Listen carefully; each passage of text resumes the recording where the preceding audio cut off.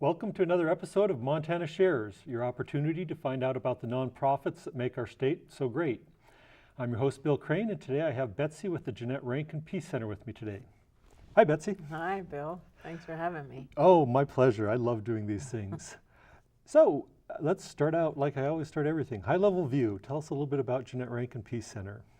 Well, we are a place where people can come to dialogue and reflect, learn about what it is that makes up peace, and even hopefully be inspired to practice how it is that we go about making peace together. So we define peace as having the components of nonviolent social justice and environmental sustainability. So we want to encourage people to reflect on those things in their lives and also their communities, and to be able to learn about them and learn about ways that they can participate in making a difference. Okay. And you've been around for about 30 years or so. So what's kind of some of the highlights of 30 years? Fall. Yeah. Well, you know, having been in Missoula for 30 years, we own our building. We have connections with lots of different other organizations.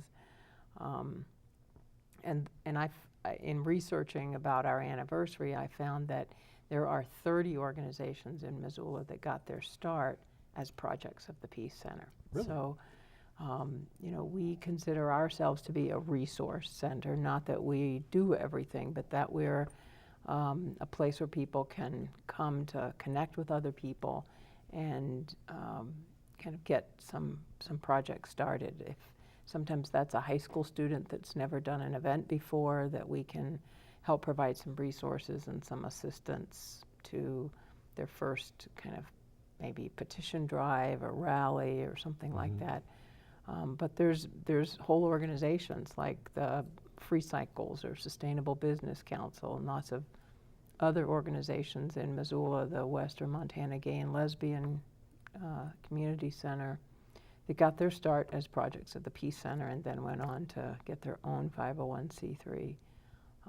So we're proud to have been a part in starting those organizations. I think also one of the highlights for us is the film that we were featured in a couple of years ago, Beyond the Divide, about our work to encourage and support the conversations that we need to have as human beings with each other to move beyond the divisions. So this film was particularly about our work with Vietnam veterans, and but I think has broad applications to teaching people how you talk to folks who think differently than you or disagree with you, and how you do that with respect and common ground instead of needing to be right. Right. Yeah. Go a little deeper on that, because I've always been fascinated by the fact that you do work so much with veterans. And there seems like, you know, at first glance it may be a conflict of, you know, beliefs, and it's not at all. Right. No, because it's our philosophy that if you are only talking to people that agree with you, you're not making peace. I mean, we're a peace center, so while a lot of folks have the idea that that's kind of pigeonholed in this political sword of, you know, you're liberal or something, peace is really beyond all that. I mean, that peace has got to be this place in the middle where all perspectives are included and welcome.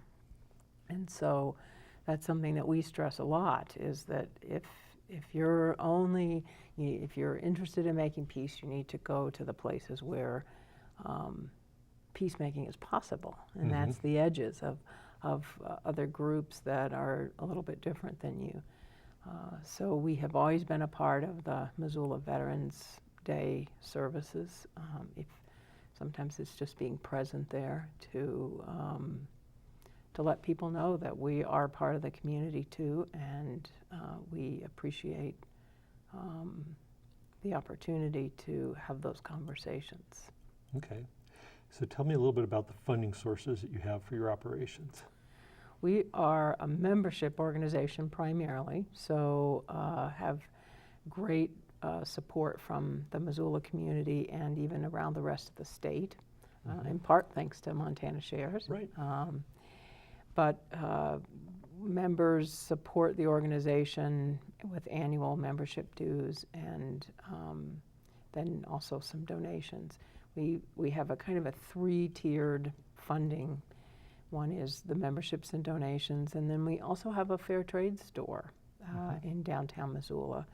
It speaks to our mission about social justice, so teaches people about an alternative trade model that they can use to make their dollar have a little bit more impact, justice around the world. And then also we have one big fundraiser every fall, but events are the other kind of source of funding that we have. We are about 97% funded by individuals, so not grant funding or foundation funding. So the people in our community, the members and donors and supporters that we have, are ones that are very, very important to what we do. Great. So you mentioned an event. You've got an event coming up. Let's talk about it. I have an event coming up, yes. And this is our 30th anniversary. We've been in Missoula 30 years, so it's going to be a gala event, our 30th anniversary peace party. We do peace parties every fall. Since I think the early 90s was the first one that I can go back and find. And in those days, it used to be a chili feed where everyone made chili and shared it. Of course, you can't do that these days, but it is a huge event with about 350 of our members there. We have a dinner and entertainment, and then, of course, the silent auction, live auction, and raffle. But, you know, we raise a big part of our funding for the year for programs at this, but I think the biggest thing is that it is the one time where most of our members come together, and it's kind of our community gathering. So it's a fun event in that sense, and probably one of the most iconic in Missoula. A lot of people have told me it's their favorite in Missoula, favorite thing. Yeah, I think we always have to celebrate what we do and get together and eat and break bread and things like that. I think that's sort of should be the goal of any group, is to make sure you're always coming back together and it is people that do all this stuff. There is a lot of stuff in the world that needs doing, but you got to stop every now and again and celebrate and recommit and renew and just celebrate the connections that you have in the community together, what you're trying to do together. Okay. So 30-year, you've got a great 30s raffle. Tell us a little bit about the raffle. Yeah. We got more raffle things in than any other year, and we put it out there as a 30. Celebrate 30 was the raffle thing. So we have $30 at different restaurants around town. We have 30 gallons of gas, 30 pounds of dog food, 30 pieces of firewood, 30 ice cream cones, I think. I think from Big Dipper. Big Dipper, yeah. And then this just came in this week, so we haven't even advertised it yet, but some anonymous donor brought me 30 $5 bills that they wanted to go in the raffle. So that'll be our big finale raffle item, $150, 30 $5 bills. That's great. Yeah. I really liked the theme a lot when I saw the tickets. We were going to go for 30 things, but then we thought the raffle would last all night. So got to stop somewhere. Right. So what can people expect if they've never been to the Peace Party or anything like that? What's the format, I guess? We have it from 3 to 7, and there's a lot of gathering time. We've, of course, got the silent auction going and the bar open with appetizers. So it's kind of a big community gathering. People are seeing folks that they only see this time of the year, meeting other friends. And then we have our live auction that will start at 4 o'clock. And after that is over, we have dinner together. So our cook, our caterer has been Laura Garber from Homestead Organics for the last many years, and she does a beautiful job of an organic local meal that has donations from many of the area farms and co-ops around. And the one thing that we have this year, which is very exciting, is Bernice's Bakery. if you're in Missoula, you I know was that. going to say, is that about as long a It's going history to as the be Peace Center? it's going to be a phenomenal 30-year anniversary cake with multiple tiers, and it's going to be beautiful. So, and it'll feed 300 people, so hope to have all of them there. Great. Yeah.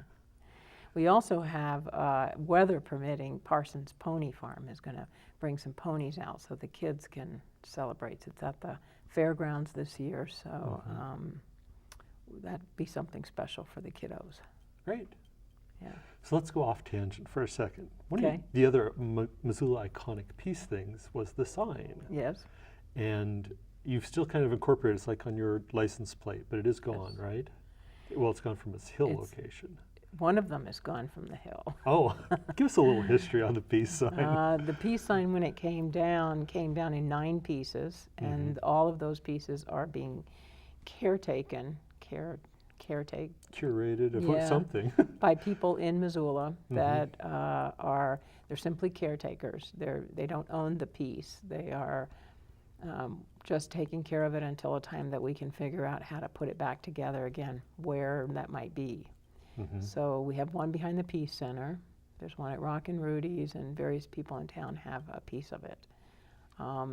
We have been in conversation and are still kind of looking for the best place to put it. I have a couple, architect and an engineer, drew out exactly what would be needed to support all those 9 pieces, to put them back somewhere. You know, someplace in town where people could see it for its iconic historical perspective, and also be able to tell the story of the old peace sign on the hill that stood above Missoula.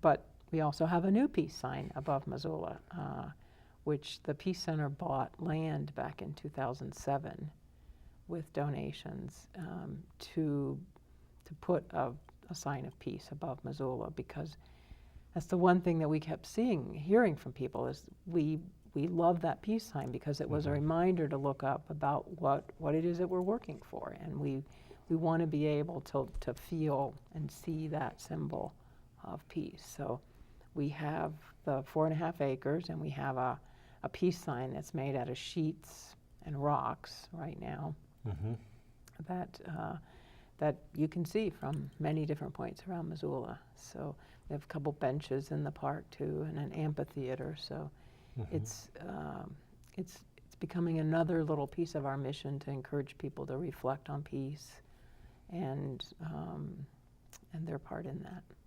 Okay. So if people want to find out, you know, your party is sort of preaching to the choir, so to speak. Hopefully some new people will show up that are curious. If they're just curious in general, what's probably the best way to just stop in, or website? What do you recommend just to start this journey? I think people do come into the store a lot, and in fact that's one of the beauties of having a store is if you had a peace center, you know, people might not want to go in there because what happens there, you don't know. But it's a storefront, so people can walk in, and then while they're there they can see some of the resources we have, or you know, hear about some of the events that we have going on, and feel comfortable enough to ask questions about, you know, is anybody working on race, and anybody doing something with Standing Rock, or all of the different issues that might be of interest to them. So we are able to hook them up with people and network them and make those connections, and hopefully inspire them to get something that meets their passion. Right. We have a website where a lot of people go, and it has a blog where folks can leave comments. So that's also a good place to start those conversations. And I don't think we set up a subtitle. Your store basically is on Higgins Street, just about a block south of the river. Is that a fairly good description? Yep. I love going to the store. We call it the hip strip. The hip strip, okay. Who are your other hip neighbors there? We have a bead store, and we have Betty's Divine Clothing. We have an Italian restaurant and an Asian restaurant, and there's a new place opening up where they have those pods of water that you can go in and relax in. I'm not sure what they're called, but okay. So the hip strip, some one block bakeries, south of some the river coffee, on Higgins. yeah. Okay. What do you want to wrap up with? Well, you know, I think I want people to know about the Peace Party because it's an opportunity for folks to come and get to know us, see the community, and support us.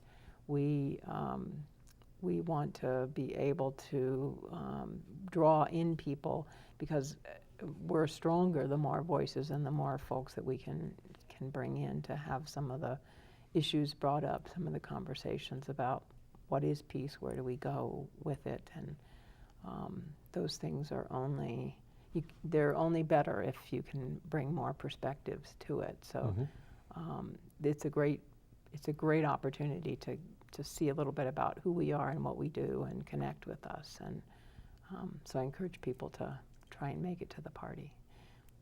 Sounds wonderful. Yeah. Thank you for coming on the show today. Yeah, thank you. Thank you guys for tuning in and listening to another episode of Montana Shares. Have a wonderful evening.